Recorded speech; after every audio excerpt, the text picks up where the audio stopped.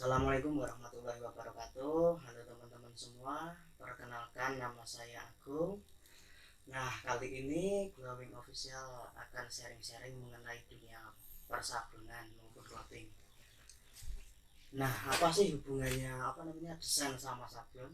Buat kalian yang penasaran, nah dari desain tersebut bisa kita implementasikan menjadi sebuah kaos, banner, stiker maupun media promosi dan lain-lain. Mari kita simak video berikut ini. Namun sebelum lanjut, luangkan waktu sejenak untuk klik tombol subscribe, like, komen, dan share agar channel kami semakin berkembang sehingga kalian dapat informasi video selanjutnya dari kami. Nah, langsung saja, saya di sini sudah ditemani sama seseorang yang dimana beliau ini adalah founder dari proyek grafis. Nah, proyek grafis ini adalah salah satu mitra dari Glowing Official yang bergerak di bidang clothing maupun persablonan. Mari kita tanyakan ke beliau mengenai dunia persablonan, entah itu cara-cara menyablon maupun prospek persablonan ke depannya. Nah, sebelumnya perkenalkan nama dan bagaimana bisa mendirikan usaha. Ya, perkenalkan, nama saya Mustafa. Saya selaku di sini sebagai owner proyek grafis. Proyek grafis itu kami bergerak di bidang bisa dikatakan konveksi dan percetakan. Nah, awal mula berdiri itu insya Allah kalau nggak salah ingat itu insya Allah Mei 2015. Mei 2015. Sekarang 2021 berarti 2021 ya 6 tahun ya. Lumayan. Ya 6 tahun ya masih banyak istilahnya jatuh bangunnya pernah juga banyak yang perlu diperbaiki gitu ya. Banyak yang perlu diperbaiki, masih terus perlu banyak belajar juga, masih banyak belajar juga. Terus awal mula berdirinya itu awal berdirinya itu ya awal sebenarnya saya itu nggak begitu tahu berkaitan dengan konveksi. Awalnya saya blank terkait konveksi, bahkan kain jenis apa aja saya nggak tahu. Cuma kebetulan ada teman yang dia biasa nyablon. Berarti dulunya itu memang nggak di persablonan ya, basicnya itu? Dulu nggak di sablon. Jadi itu karena ada teman yang biasa nyablon, terus akhirnya kok kepikiran nih kalau mendirikan konveksi kok kelihatannya mengasihkan gitu. Awalnya gitu. Jadi bisa dikatakan awalnya berdiri pun juga awalnya tidak direncanakan, karena ada kenalan aja. Nah terus akhirnya ya terus mencoba, jadi teknisnya saya yang cari orderan, terus teman saya yang nyablon. Jadi ya berawal dari situ, terus akhirnya berkembang. Ya alhamdulillah akhirnya berkembang walaupun banyak jatuh bangun juga. Berarti tahu bahan-bahan seperti kain, sablon itu dari temannya itu ya? Sambil berjalan itu akhirnya belajar berkaitan dengan kain, berkaitan dengan cat. Awalnya pun juga dulu gak bisa nyablon. Nah dari teman itu akhirnya berkembang, bisa mendirikan sendiri. Ya awalnya cuma maklun gitu loh. Udah punya karyawan sendiri gitu. Alhamdulillah sekarang udah bisa nyablon sendiri. Ya semuanya sudah bisa dilakukan sendiri. Hobinya untuk berkaitan dengan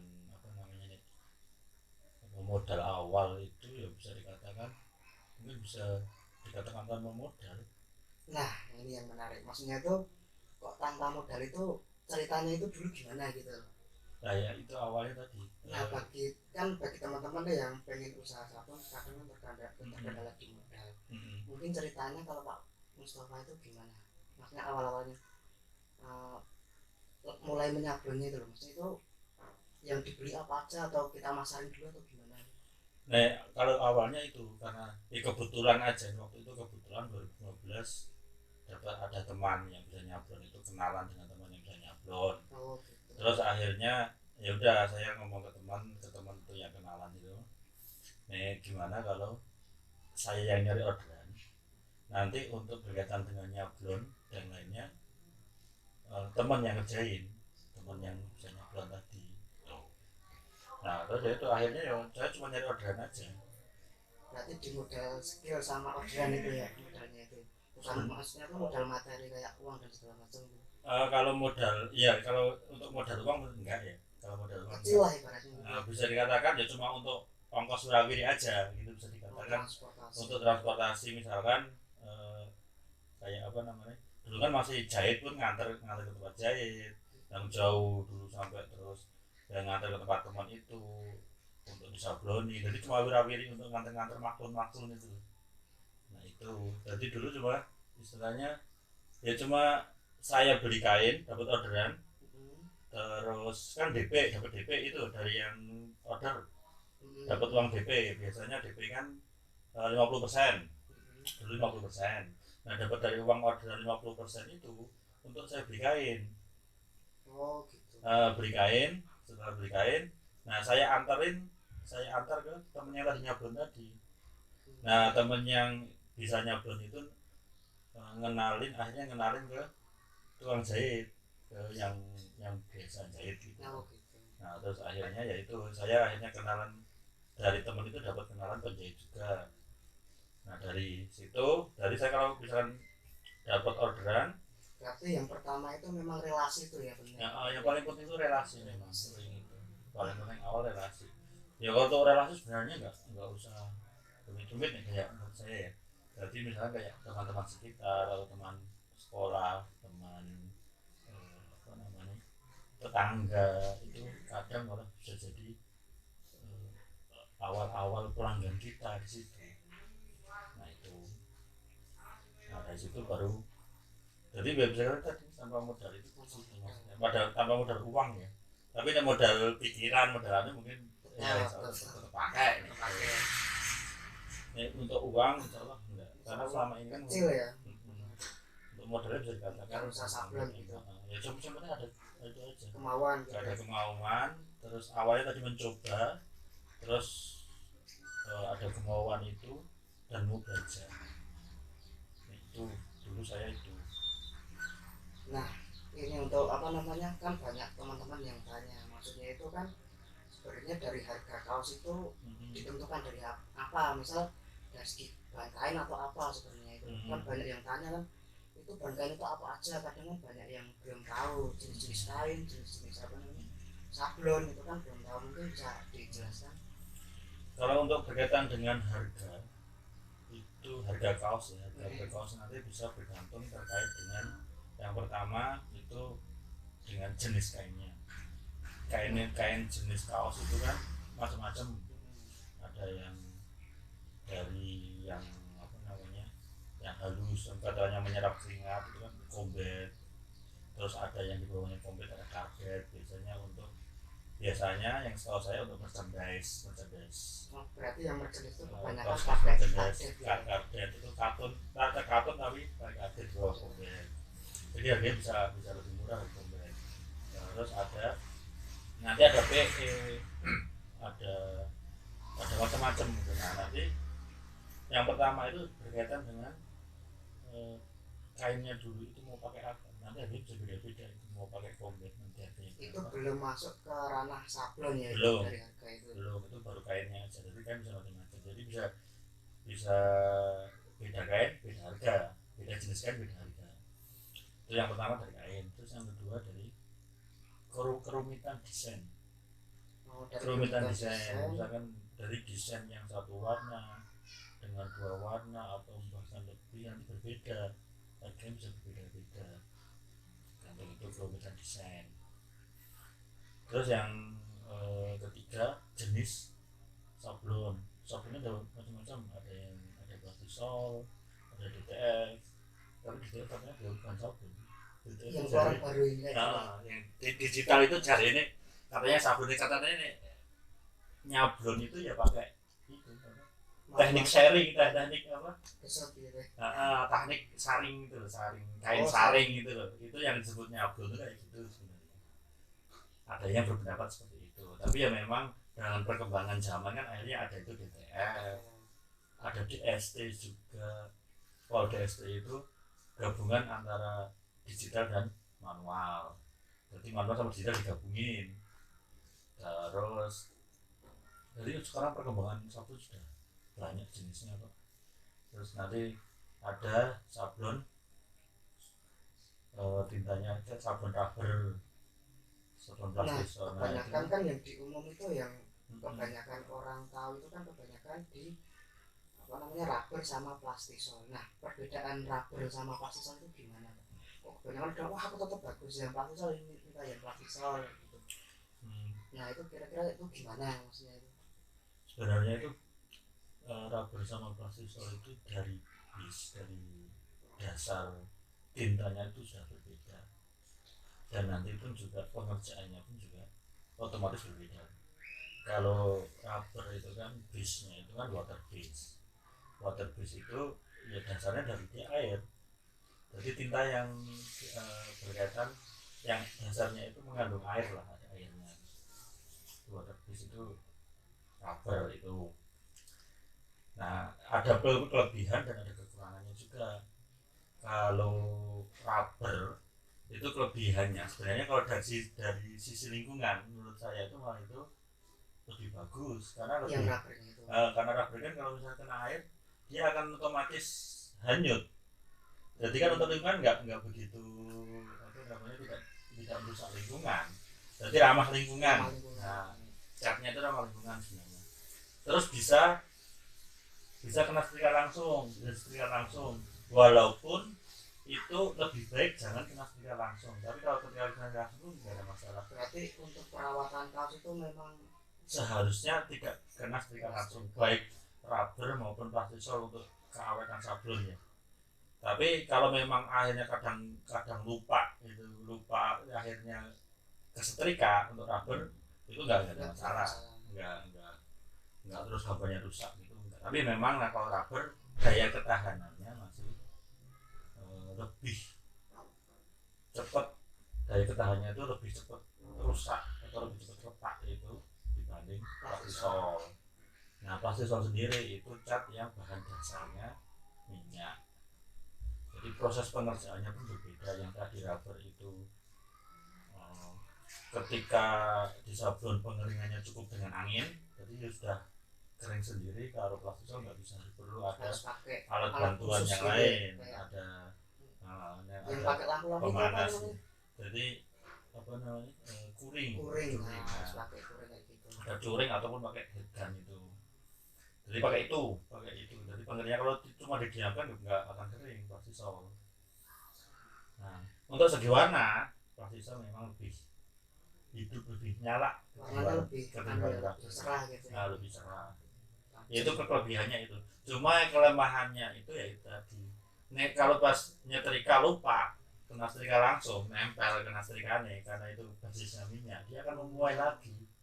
Akhirnya akan kadang nempel ke setrikanya gitu ya. Makanya kalau plastisol itu banyak disarankan ketika penyetrikaan itu dibalik kaosnya. Tapi kan terkadang kan ada orang yang apa namanya nyuci bajunya itu di tempat laundry gitu kan. Nanti kan nyala-nyalain di tempat sabunnya, tapi sabunnya kayak gini iya. Gitu. Ya terus plastisol pun juga pengerjaannya lebih lama karena pengeringannya butuh waktu. Karena plastisol itu kurang kering, pengeringannya kurang, nanti bisa gampang pecah gitu. Jadi memang butuh waktu spesial lebih lama. Jadi kalau misalnya teman-teman nanti pesan kaos mau cat sablon atau mau cat sablon rubber maupun sablon plastisol ya mungkin itu jadi pertimbangan teman-teman. Itu gimana mau yang tapi nanti ketika pesan di vendor kok plastisol lebih lama, dan itu biasanya wajar karena memang pentingnya bisa lebih lama ketimbang rubber itu. Dan harga plastisol pun juga biasanya cenderung lebih mahal daripada rubber, karena plastisol itu catnya pun juga lebih mahal tuh. Itu kurang lebihnya gue untuk untuk berkaitan dengan harga kaos yang pengaruh tadi yang pertama itu desain, terus kerumitan desain, sama jenis jenis sablon. sablonnya. Nah nanti beda lagi kalau jenis sablonnya pakai yang digital, harganya bisa lebih tinggi lagi itu. DTF itu bisa lebih tinggi lagi, nanti hitungannya bisa per gambar itu ya, itu bisa. Nah kalau untuk apa namanya proses produksi bikin kaos itu sebenarnya bagaimana, kok kadang ada orang yang minta cepat-cepat, ada yang instan dan segala macam, mungkin bisa dijelaskan proses-proses produksi kaosnya itu. Prosesnya yang berawal pesan order bisa via WhatsApp maupun masuk web. Tapi kemudian lewat WhatsApp nanti pesan, terus nanti kirim desainnya seperti apa, sama kirim size chart. Size yang mau dipesan apa aja. Nah nanti setelah masuk semua nanti kita olah gambarnya, desainnya, terus nanti kami kirim ulang size yang sudah masuk tadi. Nah nanti minta untuk dicek kembali oleh klien kami, oleh pemesannya itu dicek kira-kira sudah benar belum dari desain, dari jumlah, dari ukuran yang dipesan sudah sesuai belum. Jadi kami buatkan istilahnya work ordernya. Nah, nanti minta untuk dicek. Setelah nanti benar semua, nanti kita prosesnya acuannya pakai work order. Kalau untuk proses produksinya itu biasanya membutuhkan waktu berapa hari? Kalau standarnya itu biasanya 2 minggu. 2 minggu ya. 2 minggu. Berarti kan kadang ada yang minta, wah ini tempat sana itu 1 minggu jadi, 2 hari jadi. Kan yes. Ada yang kayak gitu juga. Bisa sebenarnya di bawah 1 minggu atau 1 minggu jadi bisa. Tapi biasanya nanti itu ada charge. Ada charge. Nah kalau dari segi kualitas, kalau cepat-cepat kayak gitu kan kadang kurang bagus biasanya juga. Itu ya biasanya kalau memang buru-buru itu kualitasnya yang tidak terjaga misalnya, nanti akhirnya hasilnya orang apik sing salahin kita kan. Gitu kan seperti itu gitu. Nah untuk standar untuk dari apa namanya untuk produksi itu biasanya 2 minggu itu insya Allah sudah aman. Nah itu tadi maksudnya itu salah satu cara jadi mitra atau gimana? Misalkan ada orang nih bisa desain tapi dia nggak bisa produksi, dia tahu pemasaran tapi nggak tahu produksi, kira-kira misal jadi mitra proyek grafis itu kira-kira gimana? Ya bisa aja langsung masuk ke webnya di benbicloud.com atau berarti udah ada webnya gitu? Sudah ada webnya itu, masuk aja ke webnya, nanti ada nomor WA di situ. Nah mungkin gini, untuk apa namanya informasi nanti saya cantumkan deskripsi, mungkin untuk nomor telepon, terus apa webnya tadi nanti saya masukin ke deskripsi untuk teman-teman yang mau lihat profil di proyek grafis bisa di situ. Nah mungkin itu dulu dari kami. Bagi teman-teman semua yang mau bikin kaos, entah itu kaos kelompok, komunitas, instansi maupun organisasi, bisa banget loh bikin di proyek grafis ataupun lewat Glowing Official. Kami siap melayani, membantu kalian semua. Nah buat kalian yang penasaran dan mau tanya-tanya lebih lanjut seputar desain dan persablonan, bisa banget komentar di kolom komentar. Nanti dari admin Glowing Official akan merespon dengan baik lah, kayak gitu. Nah itu dulu dari kami, semoga video ini bisa bermanfaat dan tunggu video selanjutnya yang membahas tentang dunia grafis dari Glowing Official ya. Saya akhiri, assalamualaikum warahmatullahi wabarakatuh.